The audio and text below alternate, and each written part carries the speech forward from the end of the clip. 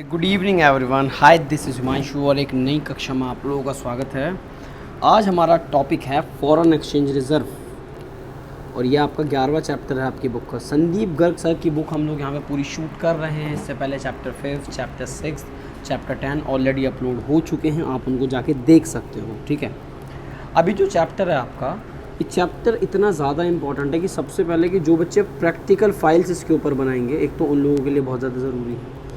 उसके अलावा अगर जो केस स्टडी टाइप के क्वेश्चन होते हैं, यानी कि जो करंट ईयर में हो रहा है, क्योंकि मैं आपको कुछ क्वेश्चंस बताता हूँ फॉरेन एक्सचेंज रेट को लेके। हमारी जो रिजर्व बैंक ऑफ इंडिया है, उन्होंने एक स्टेप लिया है, वो भी स्टेट बैंक ऑफ इंडिया के कहने पे, कि उन्होंने इंडियन करेंसी को अलाउ कर दिया है इंटरनेशनल मार्केट में कि उससे ट्रेड किया जा सकता है, जो पहले ऐसा नहीं होता था।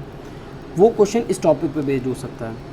आप इस्तेमाल कर रहे हैं फॉरेन एक्सचेंज रिजर्व का चीज़ें खरीदने और बेचने के लिए, खासतौर पर जब आप इंपोर्ट करते हैं तो आप फॉरेन करेंसी का इस्तेमाल करते हैं। तो आपको जो फॉरेन एक्सचेंज रिजर्व है $600 बिलियन से थोड़ा सा ज़्यादा है, वो इतना ज़्यादा फ्लक्चुएट क्यों हो रहा है? कभी बहुत ज़्यादा कम हो जाता है, कभी बहुत ज़्यादा बढ़ जाता है, ऐसा इसके ऊपर क्वेश्चन बन सकता है। आप इसमें ये ले सकते हो, आपकी करेंसी की जो वैल्यू लगातार गिरती जा रहा है, आपका जो रुपया लगातार कमज़ोर हो रहा है, उस पर बेस, यानी कि ऐसे बहुत सारे क्वेश्चन आपके बन सकते हैं जो आपको इस चैप्टर से इंस्पायर कर सकते हैं, और वो क्वेश्चन बुक से ही रिलेटेड होंगे, लेकिन वो हो रहा होगा जो करंट टॉपिक के ऊपर बेस्ड क्वेश्चन होगा, वो वहाँ पे टॉपिक आपको एग्ज़ाम में मिल जाएगा। ठीक है, अब आप बात करिए कि इसके लर्निंग ऑब्जेक्टिव्स क्या हैं, यानी कि आपको इस चैप्टर के माध्यम से क्या क्या पढ़ना है। सबसे पहले आप जानेंगे कि इस फॉरेन एक्सचेंज रेट का मीनिंग क्या है। फिर आप जानेंगे कि जो आपकी करेंसी है वो कब डेप्रिशिएट होती है और कब वो एप्रिशिएट होती है। फिर आप जानेंगे कि इस फॉरेन एक्सचेंज रेट के टाइप्स क्या हैं, फॉरेन एक्सचेंज का डिमांड क्या है, फॉरेन एक्सचेंज का सप्लाई क्या है, आप किस तरीके से डिटरमाइन करते हैं अपने फॉरेन एक्सचेंज रेट को। ठीक है जी, उसके अलावा ये कब चेंज होता है और फॉरेन एक्सचेंज मार्केट क्या है। तो कम तकरीबन 8 इसमें जो पैराग्राफ्स की तरह उन्होंने उसको डिवाइड कर रखा, तो 8 हिस्सों में उन्होंने अपने चैप्टर को तोड़ा है, और हम इस चैप्टर पे 2 वीडियो बनाएंगे, शुरू के 4 हिस्से और फिर लास्ट के 4 हिस्से। ठीक है, बाकी देखिएगा कि कितनी लंबी लंबी खींचते हैं। वीडियोस थोड़ी सी बड़ी इसलिए होती है क्योंकि हम पूरा टॉपिक एक साथ कवर करके चलते हैं, हम लोगों को सिर्फ वो समरी नहीं पढ़ानी, पूरा चैप्टर पढ़ाना, दैट्स वाई।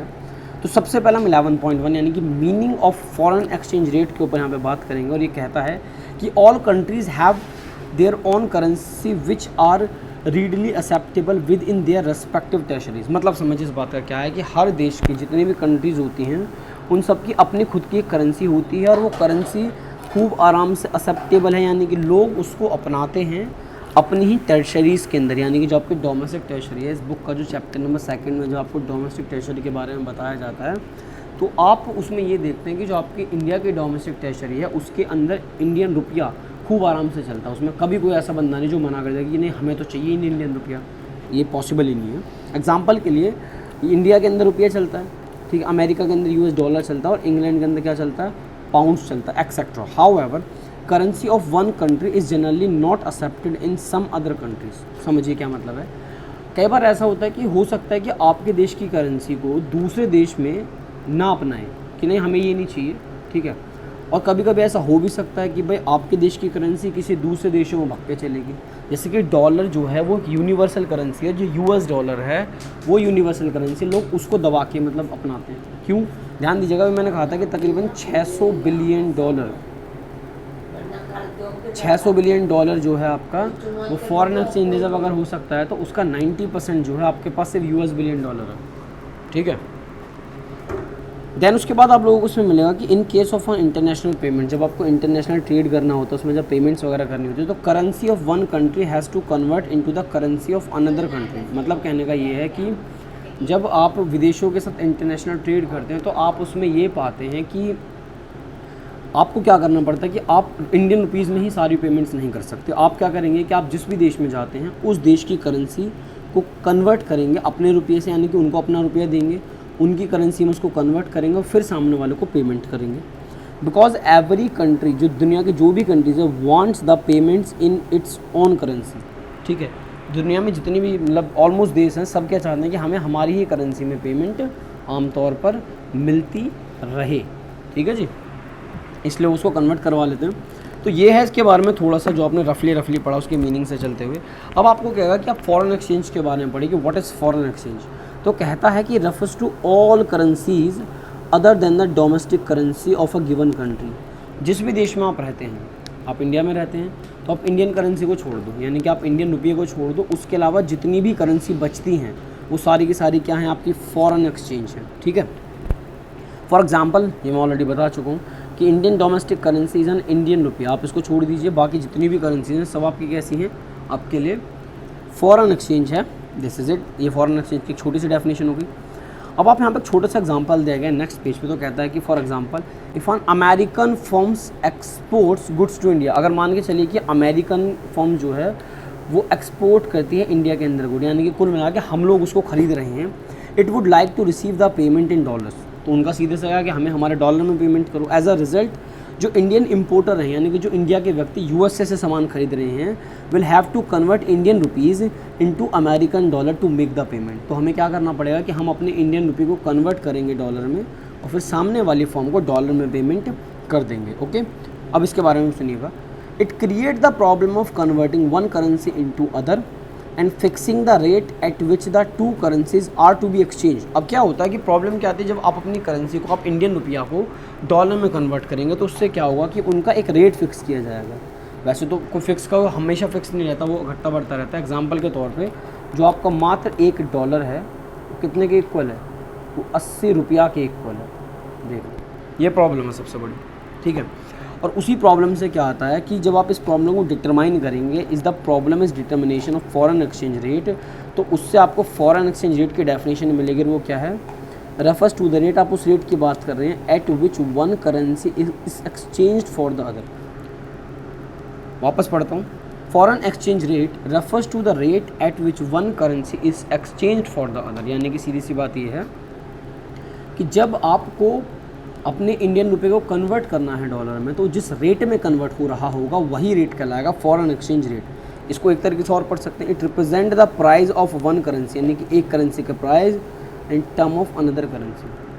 ठीक है, आपके इंडियन रुपये का जो प्राइस है वो डॉलर के मुकाबले क्या है, वो आपका क्या कहलाएगा, वही कहलाएगा आपका फॉरेन एक्सचेंज रेट। इन्होंने एग्जाम्पल के लिए बता रखा कि अभी तो हमने बता दिया कि आपका $1 बराबर तकरीबन 80 रुपये है, लेकिन इन्होंने भी पुरानी ही प्रिंट आउट चल रहा है तो 70 रुपये लिख रखा है यहाँ पर, 70 से तो बहुत ज़्यादा है। तो अब आप यहाँ पर उन्होंने क्या देखा कि उन्होंने $1 को डॉलर में कन्वर्ट कर तो $0.143, ये चीज़ हो जाएगी इसके अंदर। अब इन्होंने एक चीज़ और लिखी है इसमें कि foreign exchange rate measure the number of units. देख रहे आप क्या कह रहा है कि ये मेज़र करता है the number of units of one currency required to exchange with one unit of another. यह कहता है कि number of units of one currency, यानी कि आपको एक करेंसी की कितनी यूनिट चाहिए जिससे आप उसको कन्वर्ट कर सकें दूसरी करेंसी में, यानी कि आपको 80 रुपये चाहिए। ठीक है, तब जाके आप कन्वर्ट कर पाएंगे $1 को इंडियन रुपीज़ में। ठीक है जी। If exchange rate of pounds, इन्होंने एक एग्जांपल और दे दी कि अगर आप पाउंड्स की बात करें तो आपका एक पाउंड्स कितने के इक्वल है, $2 के इक्वल है। इस तरीके से आप उसको कैलकुलेट कर पाते हैं। The exchange rate can fluctuate, ध्यान रखना ये फ्लक्चुएट होता रहता है, कभी फिक्स नहीं होता। फ्रॉम ईयर टू ईयर, इस साल दर साल मतलब होता रहता है, और डे टू डे भी होता है। In a country there are as many foreign exchange rate as there are foreign currencies, like many other prices. Exchange rate is determined by the force of demand and supply. I think this is the most important चीज़ जो भी आपका आया था कि जो foreign exchange rate है, किसी ने कहा कि कैसे डिफाइन करते हैं आप, कैसे इसको कैलकुलेट करते हैं, तो उसका भी जवाब होगा कि आपकी करेंसी का मार्केट फोर्स के, मतलब आपका मार्केट फोर्स जो होता है वो डिसाइड करता है कि फॉरेन एक्सचेंज रेट क्या होगा। मतलब कहने का ये है कि आपकी करेंसी की जो डिमांड है मार्केट में और जो सप्लाई है उसके हिसाब से आप बता सकते हैं कि आपके देश की जो फॉरेन एक्सचेंज रेट है, आपकी करेंसी की जो फॉरेन एक्सचेंज रेट है वो क्या होने वाली है। ओके, तो ये छोटा सा इंट्रोडक्शन फेस में रहा। अब हमें नेक्स्ट जो बात करनी है वो बात करनी है करेंसी एप्रिसिएशन और करेंसी डेप्रिसिएशन के ऊपर। तो what is currency depreciation? Depreciate का मतलब क्या होता है, वैल्यू आपकी गिर जाती है। ठीक है, और एप्रिसिएशन का मतलब क्या होगा, आपकी वैल्यू की कीमत जो है वो थोड़ी सी स्ट्रॉन्ग हो जाएगी, एप्रिशिएट हो जाएगी। तो करेंसी डेप्रिसिएशन क्या है, कहता है refers to decrease in a value of domestic currency in term of foreign currency. सिर्फ वो क्या कर रहा है, फॉरेन करेंसी। एग्जांपल के लिए यदि आपका $1 डॉलर के सामने कमज़ोर पड़ता है, यानी कि सिर्फ एक करेंसी के सामने कमज़ोर पड़ता है, बाकी वर्ल्ड में कोई इशू नहीं है, तो आपकी करेंसी डेप्रिशिएट हो रही है। ठीक है, it makes the domestic currency less valuable and more of its required to buy the foreign currency. Example के लिए rupee is set to be decrease of pricing $1, यानी कि मान के चलिए कि पहले जो आपके $1 की कीमत है 70 रुपये हुआ करती थी, अब वो कितने के हो गया, डॉलर कितने के बराबर हो गया, 74 के इक्वल। तो अब आपको लग रहा होगा कि डॉलर तो बढ़ रहा है, 70 से 74 हो गया, तो वैल्यू कहाँ कर रही है भाई, गिर रही है। आप सोचो कि पहले आपको सिर्फ $1 खरीदने के 70 रुपये देने पड़ते थे, अब आपको उसी डॉलर खरीदने के कितने रुपए देने पड़ रहे हैं, 74, यानी कि डॉलर महंगा हो गया। और डॉलर महंगा हो गया तो उसका सीधा सा जवाब क्या है, आपकी करेंसी की वैल्यू कमज़ोर होगी। तो वही आपका क्या है, करेंसी डेप्रिसिएशन है। ठीक है, क्या इफेक्ट पड़ते हैं इसके इफेक्ट के ऊपर अगर आप बात करेंगे तो सबसे जो पहला पॉइंट है वो कहता है कि आपका एक्सपोर्ट बढ़ जाता है, आपके देश का एक्सपोर्ट बढ़ जाता है। क्यों बढ़ जाता है? Depreciation of domestic currency means क्या कहता है कि a fall in the price of domestic currency से Indian rupees in term of foreign currency. ठीक है जी, आपकी डोमेस्टिक करेंसी की कीमत गिर गई, किसके हिसाब से, फॉरेन करेंसी के हिसाब से। It means with the same amount of dollar more goods can be purchase from India, that is export of USA will increase as they will become relatively cheaper. Suppose करो आप मान के चलो कि कोई बंदा $10 का सामान इंडिया से खरीदता था, तो उसको $10 में कितने रुपये का सामान मिल जाता होगा, 70 रुपये के हिसाब से 700 रुपये। ठीक है जी, अब क्या होता है कि आपकी करेंसी डेप्रिशिएट हो जाती है, तो अब सामने वाले व्यक्ति को, जो USA वाला व्यक्ति है, अब उसको सेम डॉलर में, सेम $10 में आपको कितना अमाउंट मिल जाएगा, 740 रुपये का सामान मिल जाएगा। ठीक है, तो इससे क्या हो रहा है कि सेम डॉलर में ज़्यादा सामान खरीद पा रहा है, तो आपका एक्सपोर्ट बढ़ जाता है। कहते हैं जी डिक्रीज इन इम्पोर्ट। अब आप सोचोगे आपकी करेंसी की वैल्यू क्या हो रही है, कमज़ोर हो रही है, तो अगर आप बाहर से कुछ भी खरीदोगे तो आपको तो महंगा लगेगा। ठीक है जी, depreciation will lead to increase in import as Indians will have to pay more domestic currency to import foreign goods.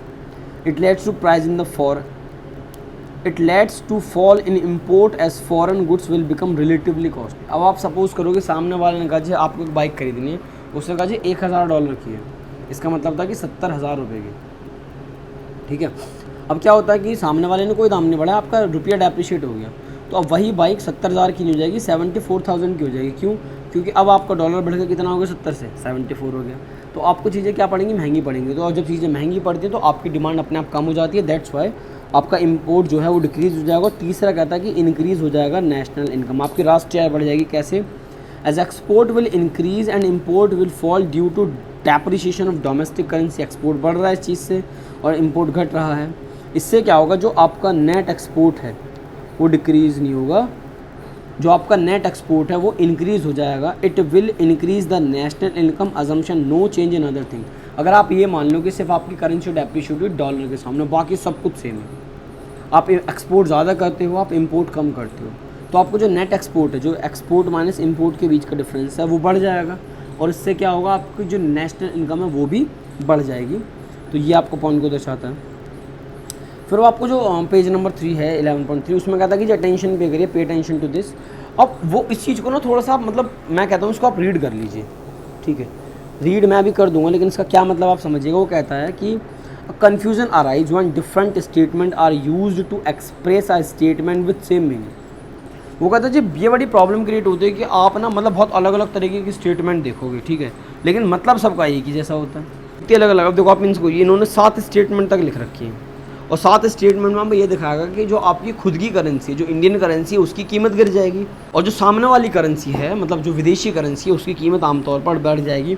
अब चाहे उसकी वजह से एक्सपोर्ट बढ़ रहा हो, चाहे कोई इंपोर्ट का सहारा ले रहा हो, चाहे कोई नेशनल इनकम का सहारा ले रहा हो, कई चीज़ें अलग अलग है। इसलिए कहा जाता है कि आप इसको सिर्फ रीड कर लीजिए। करेंसी एप्रिसिएशन में इसका उल्टा होता है, यानी कि अब आपके साथ क्या हो रहा है कि refers to increase in the value of domestic currency in term of foreign currency. वो क्या कह रहा है, आपकी वैल्यू क्या हो रही है, इंक्रीज हो रही है। ठीक है, the domestic currency become more valuable and less it is required to buy the foreign currency. इस एग्जाम्पल कि आपका इंडियन रुपया अप्रिशिएट हो जाता है अगर आपका डॉलर 74 रुपये से कितने पर आ जाए, घट के 70 पर आ जाए, यानी कि उसकी जो वैल्यू है पहले 74 थी, अब घट के कितनी आ गई, 70 आ गई। तो ये आपका क्या कहलाएगा, करेंसी एप्रिशिएशन। ठीक है, आप चाहो तो उसके डिफरेंस के तौर पे पढ़ सकते हो। जो आपने डेप्रिसिएशन में पढ़ा जस्ट उसका अपोजिट होता है करेंसी एप्रिसिएशन के साथ। ओके, अब वो कहता है कि क्या इफेक्ट पड़ता है डोमेस्टिक करेंसी के ऊपर। ठीक है, तो ये ऑलरेडी डिस्कसेबल है। अगर आप इंपोर्ट की बात करते हो तो उल्टा हो रहा है उसका, डेप्रिसिएशन में आपका जो इंपोर्ट है वो घट रहा था, इस बार क्या हो रहा है, वो इंक्रीज़ हो रहा है। क्यों? आपका इंपोर्ट इसलिए हो जाएगा क्योंकि पहले आपको जिस चीज़ के 740 पे करने पड़ते थे, अब कितने पे करेंगे, 700 पे करने पड़ेंगे, क्योंकि आपका रुपया स्ट्रांग हुआ है, डॉलर की कीमत घट गई है। ठीक है जी, तो मतलब उन्हें same amount but come cost में मिलेगा। तो जब चीज़ें के दाम गिर जाते हैं तो आप अपनी डिमांड बढ़ा देते हैं, आपका जो एक्सपोर्ट है वो क्या हो जाएगा, इस हिसाब से डिक्रीज़ हो जाएगा। ठीक जी, जस्ट उसका उल्टा है। जब आपने देखा था कि डेप्रिसिएशन के टाइम पे ये इंक्रीज़ हो रहा था, और सेम उसी तरीके से आपका क्या हो जाएगा, डिक्रीज़ हो जाएगा नेशनल इनकम। क्यों डिक्रीज़ हो जाएगा? क्योंकि आपका इंपोर्ट बढ़ा, एक्सपोर्ट घटा, तो उससे क्या होगा कि जो आपका नेट एक्सपोर्ट है वो क्या हो जाएगा, डिक्रीज़, और नेट एक्सपोर्ट के डिक्रीज़ होने से आपकी नेशनल इनकम क्या हो जाएगी, वो भी आपकी डिक्रीज़ हो जाएगी। ओके, देन वो हमसे बात करेगा कि types of foreign exchange rate and what is this. तो सबसे पहले क्या था कि आपको 3 टाइप्स में पढ़ाया जाएगा। The 3 main types of foreign exchange system are, सबसे पहला है फिक्स्ड, दूसरा है फ्लैक्सिबल और तीसरा है मैनेज्ड फ्लोटिंग रेट सिस्टम। चलिए अब देखिए अपना फिक्स्ड एक्सचेंज रेट सिस्टम ये क्या है और इसकी क्या इंपॉर्टेंस रहेगी और ये एग्ज़ाम के लिए कितना ज़रूरी है, आप उन सब चीज़ों के बारे में यहाँ पे जानेंगे। कहता है कि fixed exchange rate system refers to a system, एक ऐसे सिस्टम को दर्शाता है in which exchange rate of a currency is fixed by the government. बहुत प्यारी बात बता रहा हूँ आपको कि ये एक ऐसा एक्सचेंज रेट सिस्टम है जिसका जो एक्सचेंज रेट है, यानी कि करेंसी की वैल्यू कितनी रहेगी, कम रहेगी या ज़्यादा रहेगी, ये कौन फिक्स करता है, उस देश की गवर्नमेंट फिक्स करती है। ठीक है, पढ़ते हैं इसके बारे में। To basic purpose of adopting system, the basic purpose of adopting this system to ensure stability, वो क्या कहता है कि to ensure stability in foreign trade and the capital movements के ऊपर। अब यहाँ इस बात का ये मतलब है कि जिन भी देशों ने, मतलब कि जो भी देश हैं जो फिक्स्ड एक्सचेंज रेट सिस्टम को अपनाते हैं, उन्होंने इसको अपनाने का जो निर्णय लिया हुआ है कि हम तो भाई इसी मेथड को अपनाएंगे, उसका रीज़न ये है कि उनको ये कहना है कि जी आपकी जो विदेशों के साथ ट्रेड है, यानी कि जो विदेशों के साथ इम्पोर्ट या एक्सपोर्ट करते हो, या फिर जो आपके कैपिटल मूवमेंट होती है कि आप विदेशों में इन्वेस्ट कर रहे हैं, विदेशी आप इन्वेस्ट करते हैं, उसके अंदर स्टेबिलिटी बनी रहती है, पहली बात। दूसरी बात, टू अचीव स्टेबिलिटी, देखिए वो वापस से कह रहे हैं कि इन्हें स्टेबिलिटी अपनाने government undertake to buy foreign currency when the exchange rate become weaker, ठीक है, and sell foreign currency when the rate of exchange get stronger. मतलब क्या होता है स्मार्ट मूव के अंदर कि ये लोग बहुत तेज़ चलते हैं जब इन लोगों को लगता है कि विदेशी करेंसी के दाम गिरे हुए हैं, यानी कि वो कमज़ोर पड़ी हुई हैं, उनकी कीमत ज़्यादा मार्केट में नहीं है, तभी लोग उनको चुपचाप खरीद लेते हैं। और जब उनको लगता है कि वो करेंसी स्ट्रांग हो गई है, तब वो उस फॉरेन एक्सचेंज को मार्केट के अंदर बेच के पैसा कमा लेते हैं। ठीक है, और इस हिसाब से उनको लगता है कि वो एक स्टेबिलिटी अचीव कर पाते हैं कि हाँ अब उनकी कंडीशन जो है थोड़ी सी स्टेबल हो पाई है। फिर थर्ड पॉइंट ये कहता है कि for this government has to maintain large reserve, उनको क्या करना पड़ता है सब के चलते हुए कि large reserve of foreign currencies to maintain the exchange rate the level fixed by it. अब इन्होंने जो भी लेवल तैयार किया, हम इन सबको अगर ऐसा करना है कि भाई अपनी स्टेबिलिटी लानी है, अपने करेंसी का ध्यान खुद रखना है, तो इसकी वजह से क्या होगा कि उन्हें खुद मतलब फॉरेन करेंसीज़ का बहुत ज़्यादा रिजर्व बना के रखना पड़ेगा। Under this system country keeps value of its currency fixed in the term of external standard. ध्यान दीजिएगा कि जितनी भी करेंसी हैं उनकी जो मतलब करेंसी की वैल्यू जो फिक्स करी जाती है कुछ एक्सटर्नल स्टैंडर्ड्स में की जाती है, वो क्या होते हैं उसके ऊपर बात करेंगे। These external standard can be gold, वो सोने में हो सकती है, सिल्वर में हो सकती है, या फिर कोई भी अदर प्रीशियस मेटल, मतलब कि एक ऐसी धातु जो कि महंगी है। ठीक है, या अनदर कंट्री करेंसी, एग्जाम के लिए आप डॉलर ले सकते हैं। For even some international agreed unit of accounts, यानी कि ये कोई भी एक ऐसी अच्छी चीज़ रखते हैं एक्सटर्नल स्टैंडर्ड के तौर पे जब अपनी करेंसी की वैल्यू को फिक्स रखते हैं, जो कि थोड़ी सी मतलब जैसे गोल्ड है, प्रीशियस है, महंगा है। ठीक है, या फिर आप प्लेटिनियम वगैरह ले सकते हो जो कि महंगे महंगे पदार्थ हैं, या फिर किसी देश की करेंसी ले सकते हो। हम खुद इंडियंस जो हैं वो यूएस डॉलर को एक तरीके से अपने फॉरेन एक्सचेंज में ज़्यादातर रखते हैं। अब सुनो, ये कहता है कि for value of domestic currency ties to the value of another currency. इनका कहना है कि अगर आप अपने देश की डोमेस्टिक करेंसी की जो वैल्यू को टाई अप करते हो किसी दूसरे देश की करेंसी से, तो उसको कहा जाता है पैगिंग। ठीक है, ये वो पैगिंग नहीं है पैग मारने वाले, इट्स कॉल्ड पैगिंग। और कहता है the value of currency is fixed in term of other currency और इन टर्म्स ऑफ गोल्ड। यदि आप अपनी करेंसी की वैल्यू को फिक्स करते हैं किसी दूसरी करेंसी के हिसाब से या फिर गोल्ड की टर्म में, तो आप उसको कहते हैं उसकी parity value. For merits and demerits of fixed exchange rate जो है वो आपको पावर बूस्टर में मिलेगा, और अभी आप बुक पढ़ रहे हैं तो पावर बूस्टर आपको बाद में पढ़ने को अच्छे से मिल जाएगा। ठीक है, अगर आप चाहें तो इस चीज़ को अच्छे से पढ़ सकते हैं फॉर 1 मार्क्स के लिए। ये क्या दर्शाता है आपको उसके ऊपर बात करते हैं। कहता है कि gold standard and the Britain would standard, what is this, थोड़ा सा पढ़ते हैं। इन अर्लियर टाइम्स, पुराने समय की बात है ये, exchange rates of all major countries were fixed according to the gold standard. देख रहे हो आप, मतलब कि ज़्यादातर जो बड़ी बड़ी कंट्रियाँ थी वो गोल्ड स्टैंडर्ड के हिसाब से, कब से लेकर कब तक, 1870 से लेके 1914 तक, और उसके बाद and the what Bretton Woods standard, जो कितना है क्या कि आपका 1944 से लेकर 1971 तक उन्होंने इस तरीके को बनाया, ठीक है।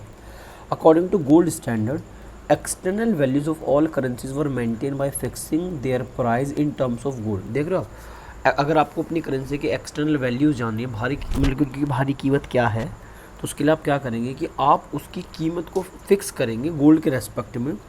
Central bank of each currency was ready to buy and save unlimited quantities of gold at a fixed price in term of its own currency, ठीक है।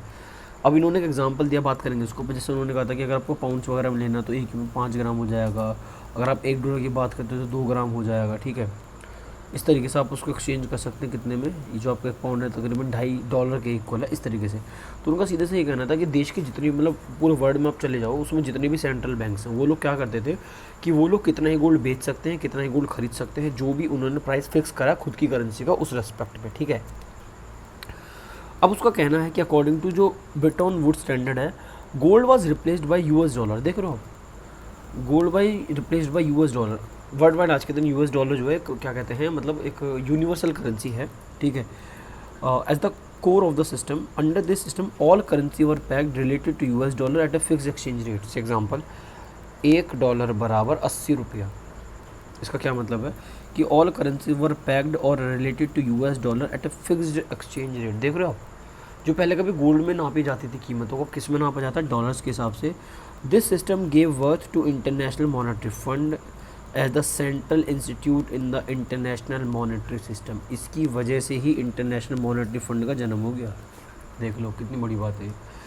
तो ये चीज़ चलती थी। अब आपको यहाँ पे बात करनी है, एक शब्द आएगा डिवैल्यूएशन और एक रिवैल्यूएशन। इससे पहले आप लोग पढ़ चुके हैं डिवैल्यूएशन की जगह डेप्रिसिएशन और रिवैल्यूएशन की जगह एप्रिसिएशन। वहाँ पे क्या होता था कि आप वहाँ एक करेंसी के रेस्पेक्ट में तो स्ट्रॉन्ग हो जाते थे या फिर क्या हो जाते थे, कमज़ोर पड़ जाते थे। तो व्हाट इज़ डिवैल्यूएशन? ये कहता है कि reduction in the value of domestic currency by the government. Devaluation is set to occur when the exchange rate is increased by the government under fixed exchange rate system. सबसे पहली बात, ये जो आपका डिवैल्यूएशन है, यानी कि जो आपकी करेंसी की वैल्यू डिवैल्यूएट हो रही है, ये कहाँ पढ़ाया जाता है? ये पढ़ाया जाता है फिक्स्ड एक्सचेंज रेट सिस्टम के अंदर, जो अभी आप अब डिस्कस कर रहे हैं, ठीक है जी। अब उसका ये कहना है कि on the other hand devaluation में क्या होता है कि आपकी जो डोमेस्टिक करेंसी की वैल्यू वो क्या हो जाती है, इंक्रीज़ हो जाती है। मज़ा नहीं है, डिफरेंस पढ़ते हैं। ये डिफरेंस आपसे 3 मार्क्स में पूछा जा चुका है, ना जाने कितनी बार। ये डायरेक्ट डिफरेंस आपके एग्जाम में डायरेक्ट दे दिया जाता है। What is this? सबसे पहले आप मीनिंग के तौर पे देखिए, refers to reduction in the price of domestic currency. जो आपकी डोमेस्टिक करेंसी उसके दाम गिर जाते हैं इन टर्म्स ऑफ, इसको मैं मार्क करूँगा, इन terms of all foreign currencies, यानी कि दुनिया की जितनी भी करेंसीज़ हैं उनके कंपैरिजन में जो आपकी डोमेस्टिक करेंसी है उसकी जो कीमत है वो गिर जाती है। और डेप्रिसिएशन में क्या होता है, ये कहता है कि डेप्रिसिएशन रेफर्स टू फॉल। देखिए यहाँ पे भी फॉल ही हो रहा है, नो डाउट कि कीमत वहाँ भी गिर रही है, यहाँ भी गिर रही है, ठीक है। इन market value domestic currency in term of foreign currency. से एग्जाम्पल कि आप डॉलर के सामने कितने कमज़ोर पड़ गए।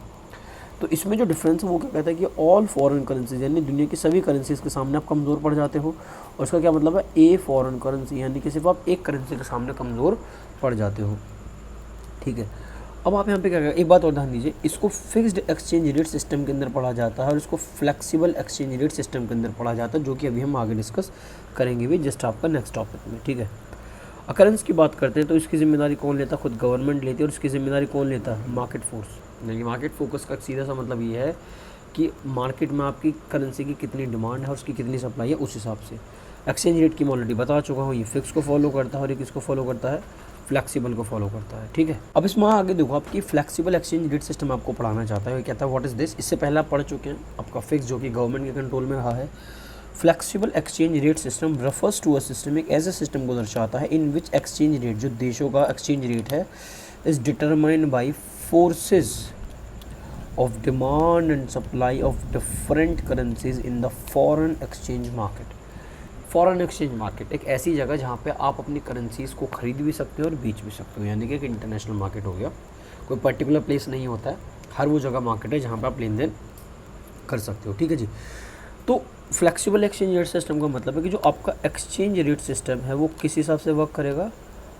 मार्केट फोर्स के हिसाब से वर्क करेगा। यानी कि मार्केट फोर्स का क्या मतलब है, मैं ऑलरेडी डिस्कस कर चुका हूँ कि आपकी जो करेंसी की वैल्यू है मार्केट के अंदर वो कैसे डिसाइड होगी। तो उसके लिए पता करना पड़ेगा कि आपकी करेंसी की मार्केट में डिमांड कितनी है और उस कंपैरिजन में सप्लाई कितनी है। ठीक है, the value of currency is allowed to fluctuate freely according to change in the demand and supply of foreign exchange. ठीक है, आप टोटली मार्केट पे छोड़ देते हो, सीधे से उसूल है कि भाई मार्केट में आपकी जितनी डिमांड है जितनी सप्लाई उस हिसाब से आपकी जो कीमत निर्धारित हो जाएगी। इसमें कोई भी गवर्नमेंट का कंट्रोल नहीं होता। ठीक है, इसमें टोटल किसका कंट्रोल होता है, सीधा सीधा फॉरेन एक्सचेंज मार्केट का, जहाँ पे करेंसीज की डिमांड और सप्लाई ऑब्जर्व की जाती है। ठीक है, आप इसको एक नाम से और जानते हो, flexible exchange rate is also known as the floating exchange rate या फिर फ्री एक्सचेंज रेट के नाम से आप इसको जानते हैं।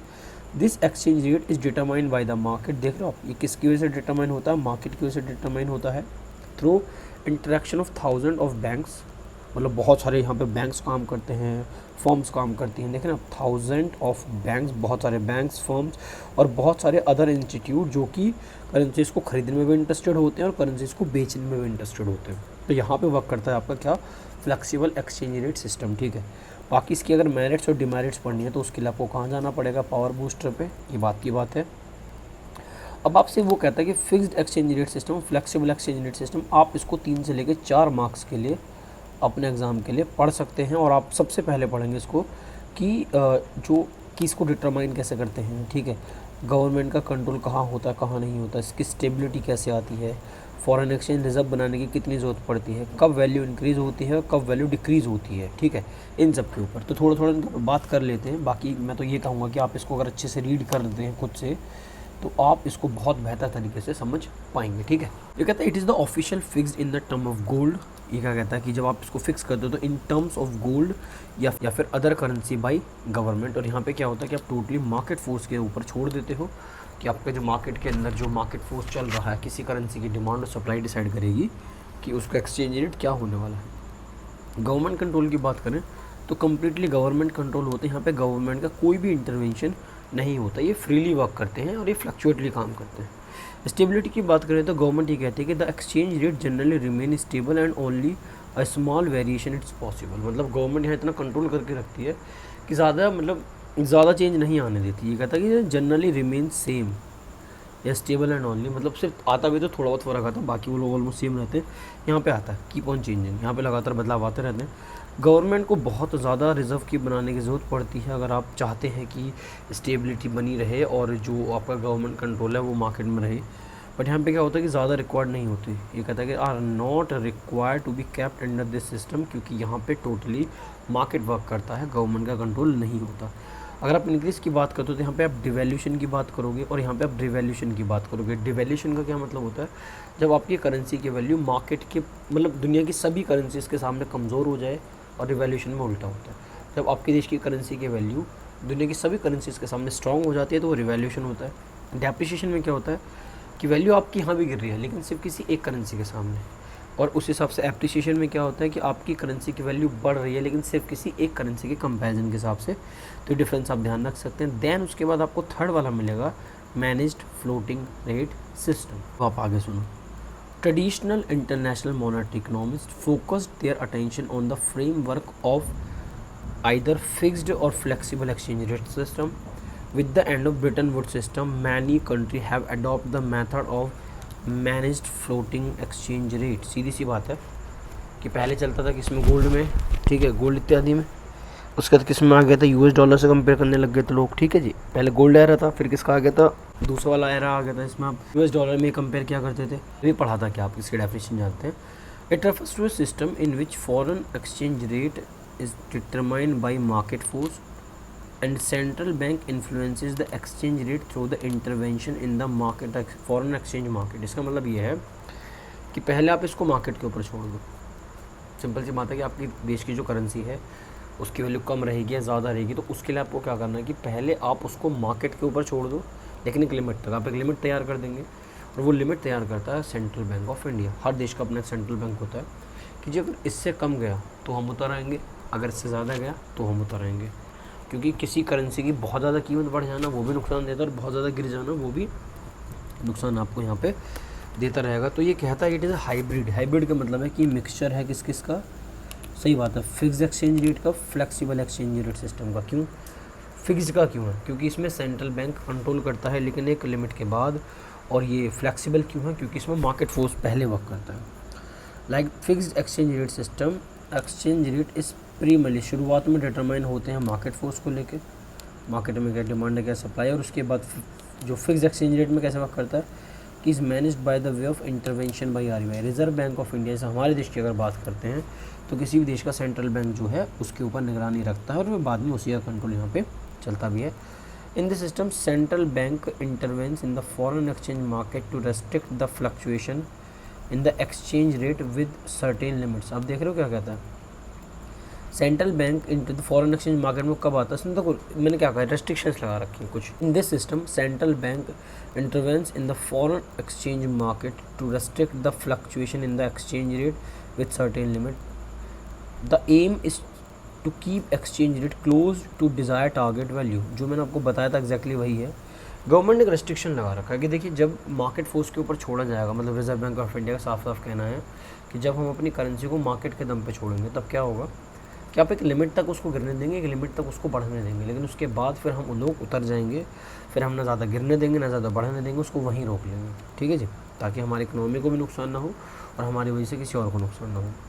For this central bank maintain reserve of foreign exchange to ensure that the exchange rate within the targeted value. देखो इनको फॉरेन एक्सचेंज रेट बना के रखना पड़ता है, तकरीबन 600 बिलियन डॉलर से भी ज़्यादा का, यानी प्लस में आपका फॉरेन एक्सचेंज रिज़र्व मार्केट के पास, यानी कि रिज़र्व बैंक ऑफ इंडिया के पास अवेलेबल है। ठीक है, और ये इसलिए मेंटेन करके रखते हैं ताकि जब वो लोगों को एक टारगेटेड वैल्यू से चीज़ें ऊपर नीचे होती हैं, अगर उसमें कोई भी छेड़खानी होती है तब रिज़र्व बैंक ऑफ इंडिया आता है। ठीक, तो कहता है it is also known as the dirty floating. आप इसको डर्टी फ्लोटिंग के नाम से भी जानते हैं। Dirty floating is a system in which value of currency is allowed to change in relation to other but it is control और manipulated by central bank. ठीक है जी, to keep it within a particular range it can be contrasted with a clean float where the central bank does not intervene. Dirty floating क्यों कहा जाता है? कहने को तो ये मार्केट के हिसाब से काम करता है, लेकिन जब लगता है कि मार्केट का काम हो गया तब किसका काम होता है? तब किसकी मनमानी चलती है? रिजर्व बैंक ऑफ इंडिया की, इंडिया के अंदर। ठीक है, अगर रिजर्व बैंक ऑफ इंडिया कोई टांग न अड़ाए तो भाई आप उसको क्लीन फ्लोट भी कह सकते हो। जो डर्टी फ्लोट आपने कहा है उसको आप क्या कह सकते हो? Clean float. ठीक है, बाकी इसके एक एग्जांपल के ऊपर हम लोग यहाँ बात ज़रूर करें, क्योंकि बिना एग्जांपल के कोई भी चीज़ समझ पाना थोड़ा सा मुश्किल है। Suppose India has a manage floating rate system. कोई सपोज नहीं है, इंडिया के अंदर मैनेज फ्लोटिंग रेट सिस्टम ही चलता है। And Indian central bank wants to keep value of the rupees close to 70s per US dollar. इसका मतलब ये है कि जो हमारे सेंट्रल बैंक ऑफ इंडिया है वो चाहता है कि जो हमारे रुपया की जो कीमत है वो तकरीबन डॉलर के कंपैरिजन में 70 रुपये डॉलर तक उसके आसपास रहे। Okay, further assume that RBI is ready to tolerate small fluctuation in the exchange rate से रुपीज़ 69.75 टू 70.25। इसका मतलब ये है कि अगर आपका रुपया स्ट्रांग होता है तो वो आपका 69.75 तक चेंज अपना लेंगे, और अगर आपका डॉलर स्ट्रांग होता है तो उस केस में आपका जो डॉलर है वो 70 रुपये 25 पैसे तक जा सकता है। ये उन्होंने एक लिमिट फिक्स कर दी है। Now if due to excess demand for rupee, जब आपके रुपीज़ की डिमांड बहुत ज़्यादा होगी, ऐसे केस में क्या होगा? The value of rupees falls below the level of 69.75 per dollar, then RBI will start increase the supply of rupee by selling rupee for dollar and acquiring holding of dollars. ऐसे में क्या होता है? देखिए international market का सीधा सा concept ये है कि जब आपकी किसी भी करेंसी की डिमांड बढ़ती है तो उससे उसके दाम क्या हो जाते हैं? बढ़ जाते हैं, और उसके कंपैरिजन में जो अदर करेंसी हैं उनके दाम जो हैं आपस में गिर जाते हैं। देन वो कहता है कि और देखिए ऐसे में वो करेगा क्या? वो ये कहेगा कि आरबीआई ऐसे में क्या करेगी कि अपनी सप्लाई को इंक्रीज़ करेगी ताकि लोग ज़्यादा से ज़्यादा रुपया को परचेज़ कर सके, अपने रुपया को मार्केट में बेचेगी, और किसी भी करेंसी की बढ़ती हुई डिमांड उसके प्राइजेस को बढ़ा देती है, उसमें हाइक आ जाता है।